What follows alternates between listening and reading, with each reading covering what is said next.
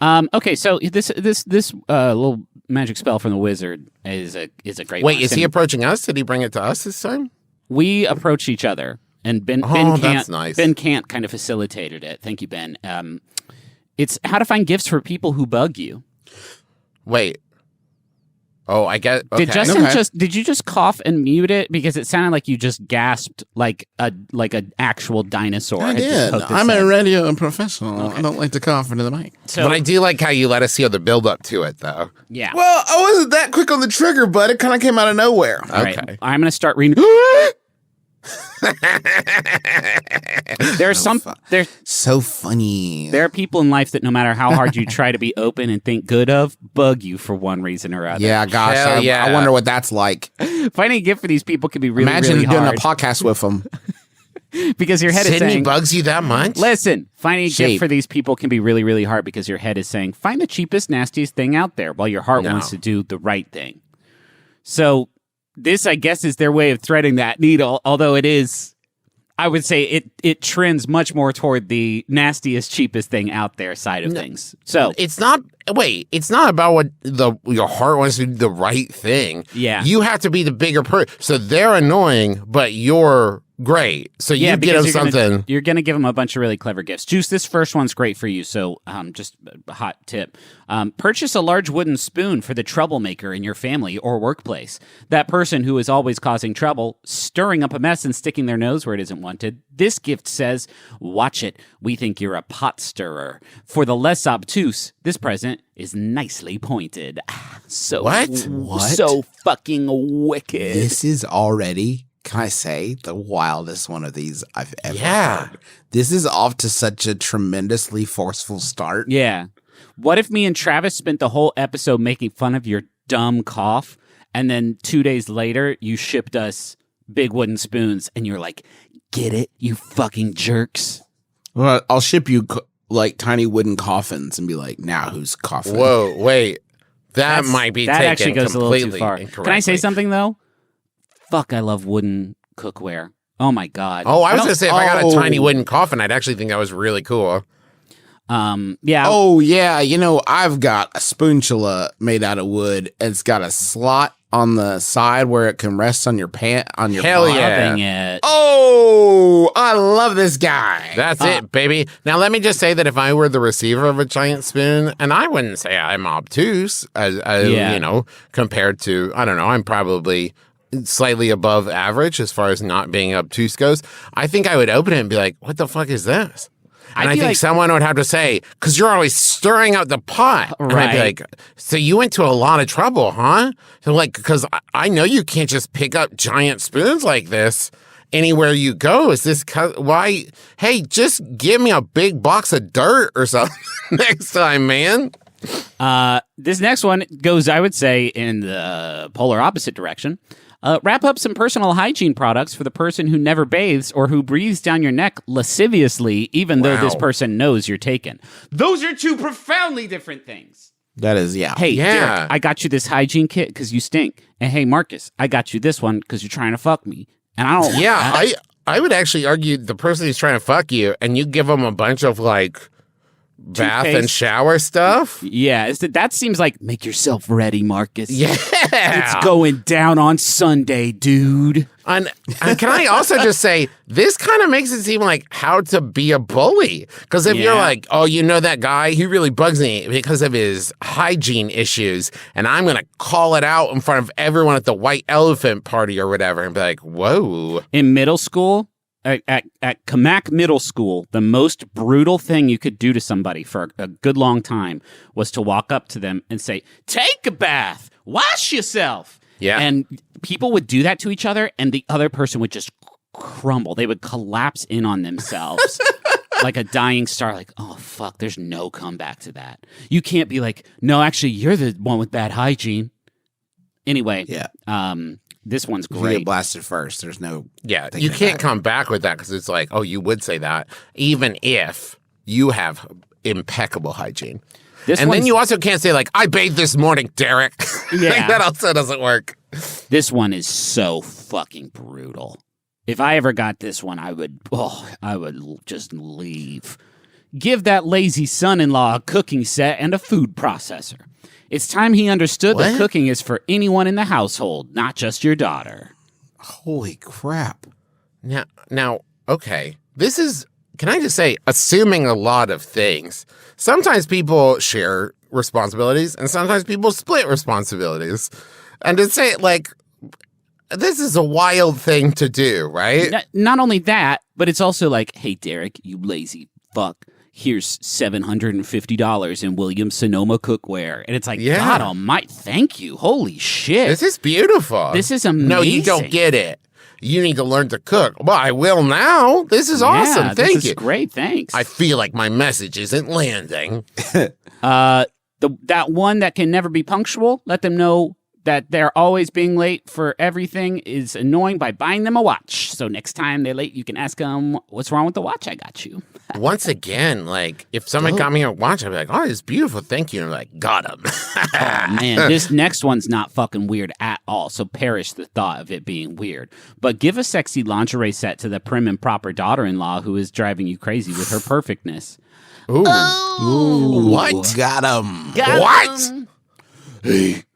Hey, Samantha. Wait, I've been stuck on the name Samantha. I feel bad that I feel like we're on a Samantha, like. Try Judith. Hey, Judith. You're so prim and proper.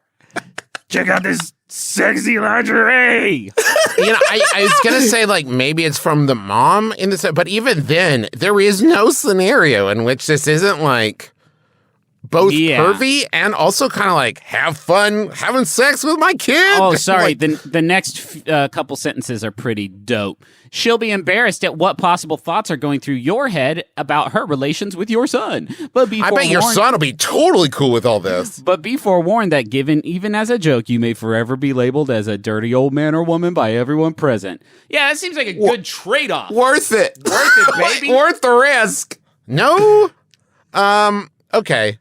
Okay, that's great. What happens, though, if your son gives you a big thumbs up? Like, thanks, guys. Thanks, Dad. This is going to give me mad boners. A lot of stuff about in-laws, because this next one is give uncaring parents-in-law a large photo of you in a beautiful frame. I'm actually so into this. So they didn't put your picture out with the rest of the family, or at least not one large enough to match the others. Make up for it with this wonderful in-your-face addition to the family photo collection. It's a difficult gift to wriggle out of displaying. Make sure your smile is large.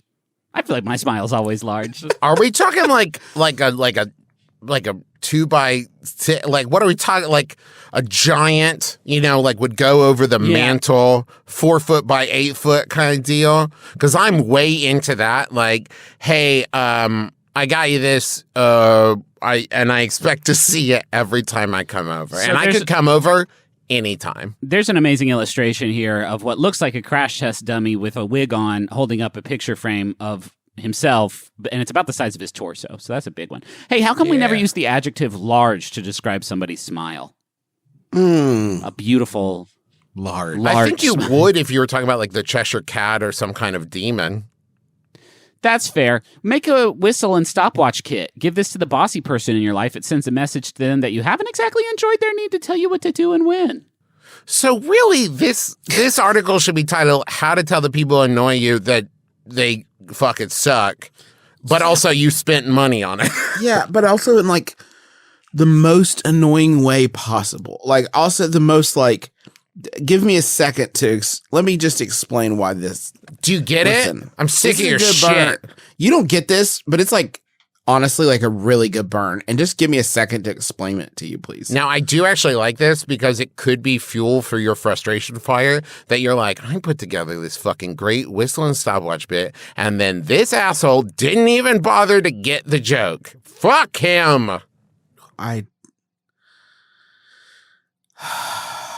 Consider music. What person? Consider music. A song they don't much like can turn into an entire CD by the artist in question. After they open it, a song they don't much like can turn into an entire CD by the artist in question. If you bury it in the ground, And then it grows. I think that their language here is a bit more passive than they intended for it to be. Like, it can turn into that with some, I don't know, the machinations. Right. Given the right circumstances. After they open it, insist they play it for everyone to hear. This is a great Christmas showstopper. An album or mix CD with lyrics that touch on your frustration with this person can also have an interesting effect. Everyone, clear your schedules for the next 45 minutes. Yeah. I've made an Enrique Iglesias mix CD, and we're all going to sit here and listen to it because Dave doesn't like Bailamos. Yeah. Hey, wait, Dad. who doesn't like Bailamos? Hey, Dad, put that CD on that I got you. Sure, son. Click. Fuck you, I won't do what you tell me. Like, oh, man. That's right. I have frustration with you. Provide a set of... I was just going to say I love Rage Against the Machine. Yeah, sure. Provide a set of knives to someone who backstabbed you. What? It doesn't have to be real knives. Plastic toy ones from the dollar store still carry the message perfectly well. Yeah, just get this person knives and a spoon and a cookware set, and their kitchen is furnished. Well done. You got him. You got him. WikiHow author...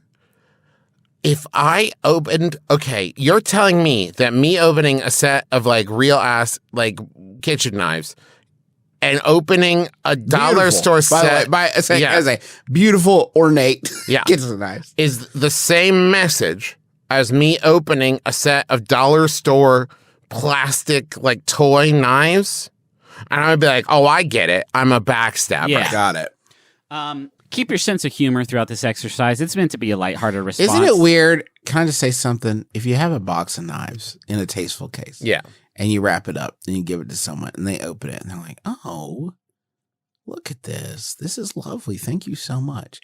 So that's that. But if you take a single knife and just wrap it sort of like uncautiously in wrapping paper and then give it to the person, then they get all weird about it. It's like, I'm sorry I couldn't afford a whole set, but like, you don't need to be weird about it. And if you deliver those knives to them, like to their front door anonymously, one at a time, like over a long period of time, like say stabbed into a pumpkin or whatever, or just like wrapped in a Kroger bag or something, you know, and suddenly you're arrested. That sucks. Yeah. I'm just trying to send the message that you're a backstabber, Steven. Keep a sense of humor. It's meant to be a lighthearted response to real challenges that you're facing.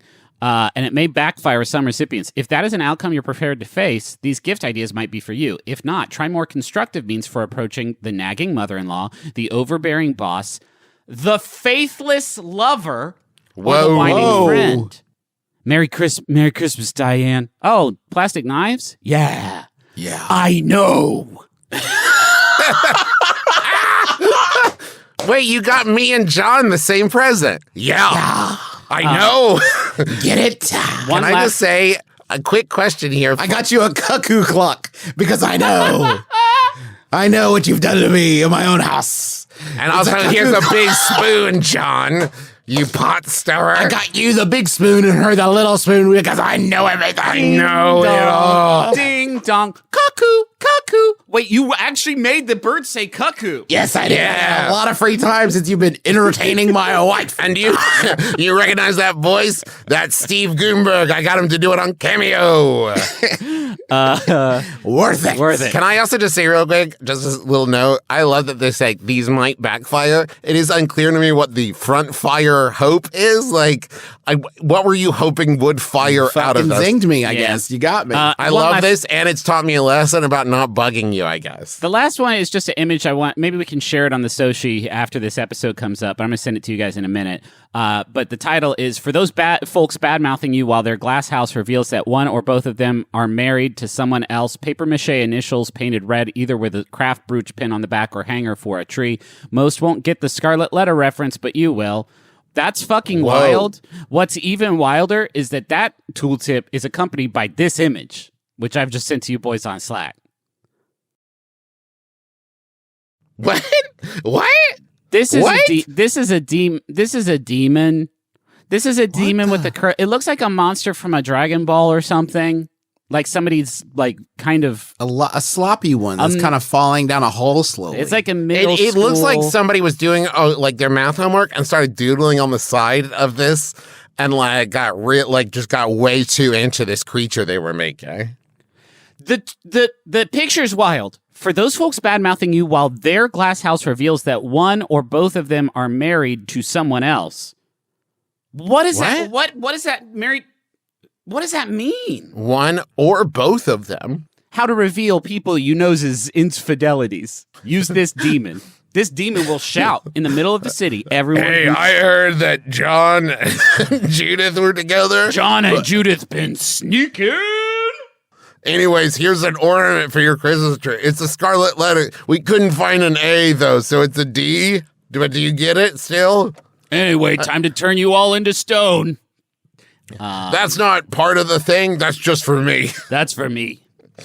So that's, also, Steven said he wants to try to work it out still. And that's really how to zap the folks you hate with nice things from William Sonoma. Oh, okay. Ooh, Juice. Yeah, Justin is podcasting so hard he's having a nosebleed, so it's time to go to the money zone. No, I want to. I mean, okay, we can channel that energy in the money zone, I guess. Yeah, you guys got this. I'll be right back.